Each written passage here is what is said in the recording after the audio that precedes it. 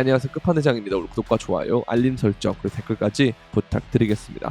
자, 지금 비트코인을 먼저 보면 이러한 하락이 나왔죠. 그러니까 제가 여러분들한테 자꾸 무슨 동기부여니 뭐니 이런 식으로 소리를 들으면서까지 똑같은 말을 하는 이유는 얘가 이렇게 떨어져도 금방 말아 올리기 때문이에요. 그러니까 이런 과정에서 불안함만 갖고 있는 사람들은 이렇게 떨어지게 되면은 어떻게 되냐, 다 매도를 합니다. 아, 이거 진짜 여기까지 떨어지는 거 아니야? 혹은 더 떨어지는 거 아니야? 요렇게 생각을 하기 때문에 그 기간 동안 어떤 식으로 하게 되냐면 더 매도를 하게 돼요. 자, 그런데 우리가 이렇게 올라가는 동안에 어느 정도 이익 실현을 해야겠다라고 하는 사람들 여기서 잡을 수 있느냐? 그것도 아니에요. 왜? 더 떨어진다고 생각하기 때문에.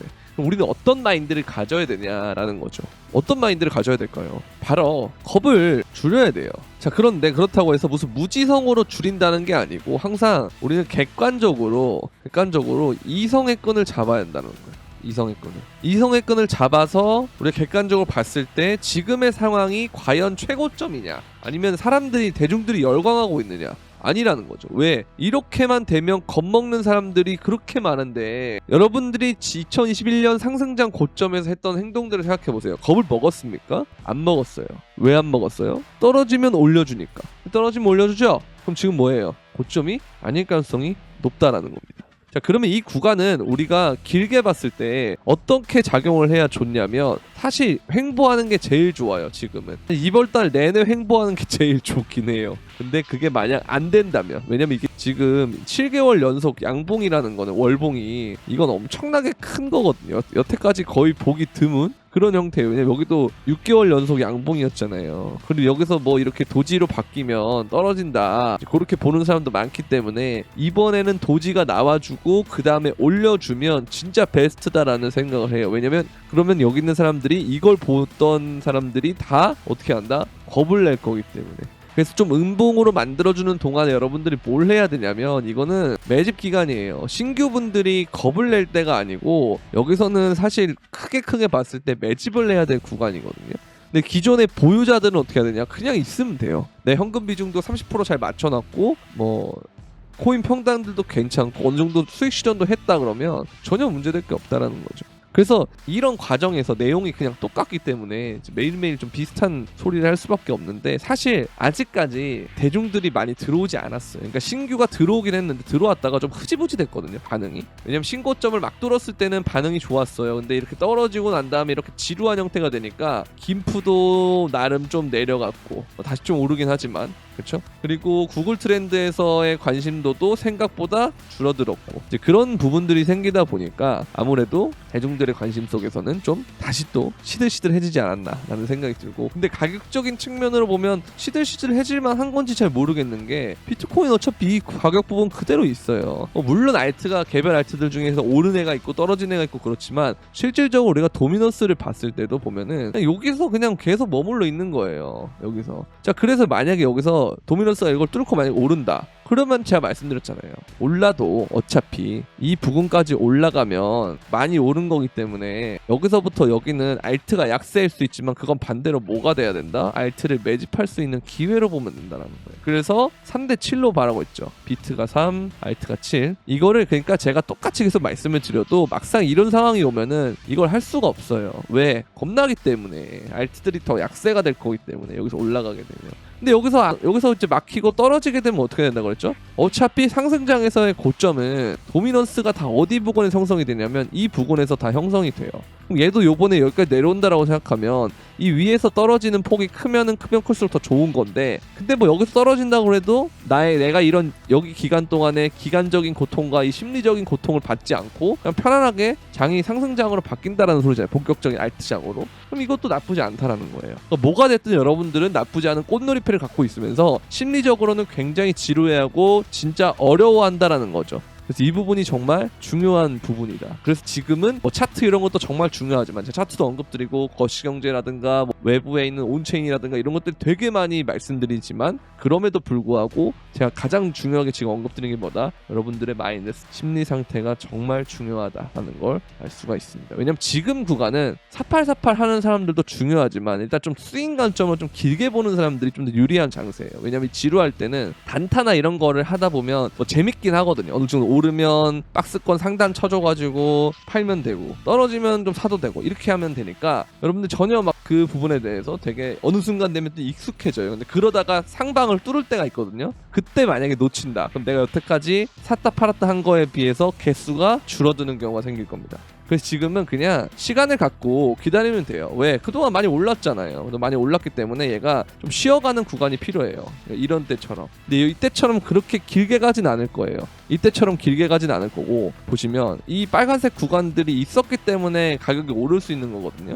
그래서 이게 좀 길게 가진 않을 건데 어쨌든 주봉상으로 이렇게 수렴이나 박스권을 가주면 베스트다 라고 생각하시면 될 것 같습니다. 이런 구간이라고 보시면 돼요. 이 구간 정도.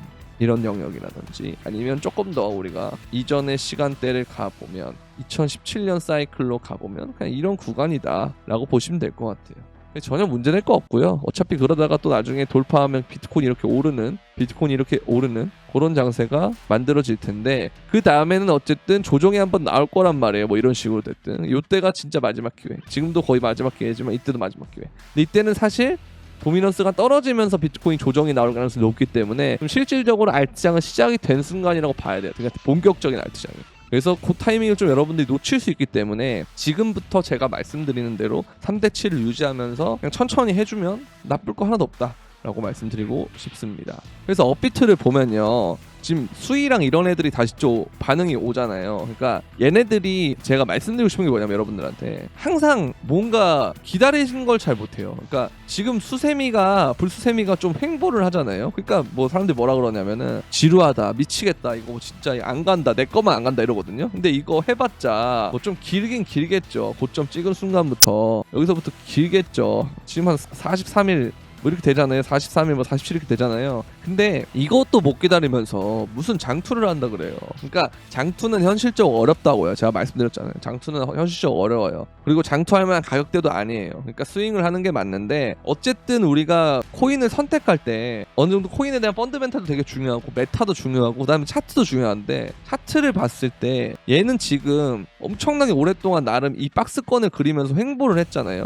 그리고 이 박스권에서 돌파하고 리테스트하고 이렇게 올라가는 모습이기 때문에 수위는 굉장히 좋고 수위가 먼저 만약에 치고 올라가면 나머지 블러라던가 세이라던가 이런 애들 있죠. 얘네들도 지금 여기서 얘는 조금 더 오래 걸릴 것 같긴 한데 그 다음에 세이 같은 애들도 그렇고 여기도 얘도 좀 여기서 버티겠죠. 이런 애들은 어차피 결국 이렇게 버텨주기라도 하면 그 다음에 어떤 애들처럼 될 것이냐, 솔라나도 보면은 오래 버텼단 말이에요. 여기서 오래 버티고 이렇게 올라가듯이 그런 형태로 차트가 진행될 가능성이 높다. 근데 최근에 불수세미 중에서는 그렇죠, 미나까지 한번 볼게요. 이런 애들 중에서는 일단은 수위가 차트가 제일 좋다. 수위부터 먼저 가면 되고 그 다음에 블러랑 그 다음에 세이랑 미나 중에서 그 다음에는 세이가 좋고 그 다음에는 미나랑 블러는 비슷하다. 그래서 이 순서대로 오를 가능성이 높은데 먼저 수위를 간 다음에 수위가 좀 많이 오른다. 그러면 조금씩 팔아서 거기에 일부를 아까 말씀드린 대로 가중치를 더 가지고 순환할 수 있게끔 옮겨가면 된다는 거예요. 이런 전략도 있습니다. 그래서 이런 것들은 여러분들이 좀 운용의 묘를 좀 보여주셔야 되는데요. 이런 게 되게 중요하다라고 보이고 뭐 웨이브 앵커 이런 건 모른다 해서 여러분들 신경 쓸 필요는 없는 것 같고 이건 좀 작포이니까 차트 자체는 뭐 나쁘진 않네요. 그리고 이캐시 이런 애들도 결국은 나중에 스택스도 그렇고 비트코인이 오르면 다시 애들이 차트가 살아있기 때문에 오를 가능성이 높아요. 그래서 그런 것들도 좀 신경을 써보시면 될 것 같고 지금 이렇게 알트코인이 눌리잖아요. 이것만 해도 여러분들이 어떻게 되냐면 못 버틴다는 거예요. 이런 것들 보면은 못 버텨요. 이런 거를 어떻게 버팁니까 이거. 그죠? 그래서 이런 걸 못 버티기 때문에 제가 말씀드린 것처럼 이것도 못 버티는데 무슨 장투를 하냐 이거예요. 그러니까 장투할 필요 없고 그냥 스윙으로 가면 되는데 스윙을 언제 하면 되냐, 이럴 때 천천히 하라는 거예요. 범위를 넓게 잡고 제가 2, 3호 엄청나게 많이 강조드렸잖아요. 근데 꼭 맨날 2, 3호 하지 않아요. 이거 절대 안 써먹거든요. 이걸 써먹어야 여러분들 이런 장세 때 범위를 넓게 잡고 평단을 획기적으로 낮추는 게 가능한데 그걸 실질적으로 안 한다 라는 걸 알 수가 있습니다. 그래서 이거까지도 해주셔야 되고요. 그래서 이런 것들 보면 되고, 자, 그 다음에 비트코인은 2011년 이후 역사상 5번째로 이전 주기 최고치를 넘어서 월간 종가를 마감했다. 이전 4개 사례 모두에서 다음 달은 300% 또는 1500%에 쭉 가는 그런 형태로 갔다. 이렇게 보면 되고요. 근데 이제 비트코인의 고점을 우리가 한번 굳이 한번 알아보자라고 하면 일단 아직까지는 여기에 상승이 마지막에 안 나왔는데 여기서부터 여기까지를 한 번 더 가는 그런 무빙이 나오지 않을까 싶어요. 그래서 한 12만에서 모르겠어요 17만 정도 이렇게 저는 보고 있긴 한데 제 개인적인 소망은 17에서 20까지 가는 게 좀 개인적인 소망이긴 합니다. 여기까지만 가주면 돼요. 그러면 진짜 우리가 지금 제 구독자분들도 시작해서 뭐 멤버십 분들이라든가 뭐 우리나라 사람들이 그래도 물려요. 근데 어느 정도는 진짜 대박인 사람들 만들어낼 수 있습니다. 그래서 여러분들 좀만 더 힘내시고요. 이 시장을 떠나면 안 돼요. 지루해도 매일매일 차트 쳐다봐야 되고 리서치해야 되고 이 시간을 내가 재정비할 수 있는 시간이라 생각하고 계속 마음을 다잡고 공부를 해야 된다는 거예요. 그래서 제가 영상을 지금 뭐 횡보장이라 사실 똑같은 거 계속하면 저도 사람인데 지겹잖아요. 근데 그럼에도 불구하고 계속 만들고 있는 거니까 여러분들이 뭐 똑같은 소리 한다고 지겹다 하시지 말고 그런 지겹다 하시는 분들 중에 돈 잘 버는 분들 제가 못 봤거든요. 그래서 그런 부분들 말고 내가 정말 돈을 많이 벌고 싶다면 이 지루함을 견뎠으니까 제가 랜더나 이런 애들이 다 평단이 낮을 거 아니에요. 맞죠? 근데 그게 지루하면 오히려 기회라고 생각하고 접근하니까 그게 되는 건데 지루하면 웬만한 사람들 시장을 떠나기 때문에 그 사람들과 결을 바꿔야 돼요. 여러분들이 바뀌려면. 그래서 그게 정말 중요하다 라고 말씀드리고 싶고요. 그리고 이제 이것도 보면은 알트코인이 보세요. 이게 이 박스권이랑 요 박스권이 있었기 때문에 알트코인이 이 구간에 이렇게 간 거예요. 항상 요게 중요해요. 상승, 횡보, 상승, 횡보, 상승, 횡보. 횡보에서는 이런 수렴이라든지 가격 조정과 기간 조정이 전부 다 있는 걸 전체적으로 봤을 때는 횡보 사이클이라고 보시면 돼요.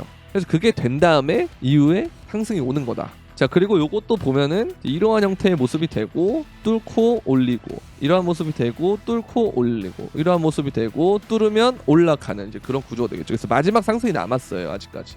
그러니까 마지막 상승이라 그래서 무슨 뭐 며칠 만에 끝난다, 한 달 만에 끝난다 이런 게 아니고 마지막 페이지, 요 페이지 있죠. 요게 한 달에 월봉 하나잖아요. 이건 4달짜리였고 이거는 3, 6, 8, 8개월짜리였고 이거는 뭐 그거보다 더 많거나 비슷하거나 적거나 하겠죠. 근데 그 언저리에 있기 때문에 지금 4월이니까 항상 여러분들한테 말씀드린 거 길어도 연말일 것 같다. 일단 이 생각은 갖고 계셔야 돼요. 그리고 가장 중요한 거 안드레스 호로위츠 얘네가 진짜 대단한 벤처 캐피탈 회사인데 게임 관련 기술 스타트업에 3천만 달러를 투자할 계획이다라고 돼 있거든요. 그러니까 제가 생각하는 메타가 그거예요. 그러니까 RWA는 뭐냐면 처음에 기관들한테 인기가 있는 메타예요. 기관들한테.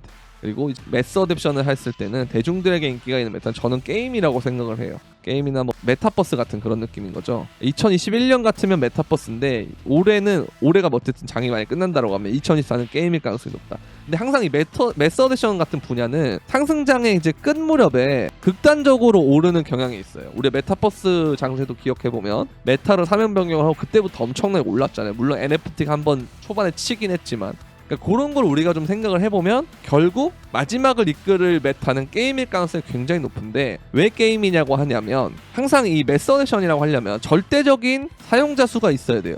사용자가 높아야 되는데 우리가 P2E라는 거를 하면 그 똑같은 우리가 노동 대비 효율이 높아야 돼요. 스테판도 그래서 초반에 인기가 많았고 근데 지금은 인기가 없는 이유가 우리나라에서 이걸 해봤자 내가 걷고 뭐하고 노동을 하는 시간보다 벌어들이는 돈이 별로 없기 때문에 스태프는 안 한다라는 사람들이 많아요. 그래서 그냥 내가 걷는 사람이면 어차피 걸을 거니까 그 김에 켜는 사람은 있어도 내가 돈을 벌기 위해서 스태프를 하는 사람은 없단 말이에요. 거의 없다는 거죠. 자, 그러면 이걸 우리가 반대로 생각해보면 우리나라에서는 그게 맞는데 동남아나 뭐 예를 들어서 뭐 남미나 아프리카나 이런 데서는 어떨까요? 얘네들이 만약에 이걸 할 수 있다면 어떻게 될까요? P2E라는 개념을 할 수 있다면 어떻게 될까요? 이들에게는 생활이죠. 왜? 베트남만 봐도 거의 한 달에 300달러 정도 번대요. 근데 우리 P2E 하면은 하루 종일 한다 그러면 한 달 동안 300달러 부근으로 못 벌까요? 그러면 얘네들 일단은 부업의 개념 무조건 된다는 거. 그렇기 때문에 요게 다시 이 개념이 뜰 수밖에 없다. 게임의 영역. 자, 그런데 요번에는 게임이 또 다른 부분이 또 뭐냐면 AAA 영역이 또 발생할 겁니다. 자, 이게 뭐냐, P2E가 망한 이유가 뭐냐면 게임이 재미가 없어서예요. 결국 게임은 재미가 있어야 돼요. 재미가 있어서 지속적으로 구속력을 있게 만들되 이걸 왔다 갔다 하면서 옮길 수 있게, 그러니까 리니지의 단점을 보완하는 게 P2E라고 보시면 돼요. 그러니까 앞으로의 영역이라고 보시면 돼요. 그러니까 지속적으로 유저는 재미를 느껴야 하고 거기에 P2E가 붙여진 느낌, 그게 바로 AAA에서 발생을 하는 거고, 정말 생계에 대해서 하는 거는 P2E, 그냥 일반적인 P2E 게임이겠죠. 저사양 P2E 게임들. 그래서 그런 식으로 이것도 사실 제가 항상 말씀드리는 양극화에 해당이 되는 겁니다. 세상을 참 양극화를 바라보면 뭔가 결론이 딱딱딱 나와요. 극단적으로 결론을 낼 수밖에 없기 때문에. 근데 그게 항상 보면 맞을 확률이 높다. 왜? 지금은 돈이 많이 풀려있기 때문에. 우리가 코로나 이후에도 상위 1%와 나머지의 양극화가 더 벌어졌다라고 그런 자료들이 많잖아요. 왜 그럴까요? 아니 지원금을 다 주는데 왜 부자들이 더 잘 사라지는 걸까? 그것은 바로 인플레이션 때문입니다. 돈을 뿌리면 그만큼 인플레이션이 와요. 코로나 때도 돈을 뿌렸다가 인플레이션 안 온다 했다가 지금 보세요. 어떻게 됐습니까? 인플레이션 왔잖아요.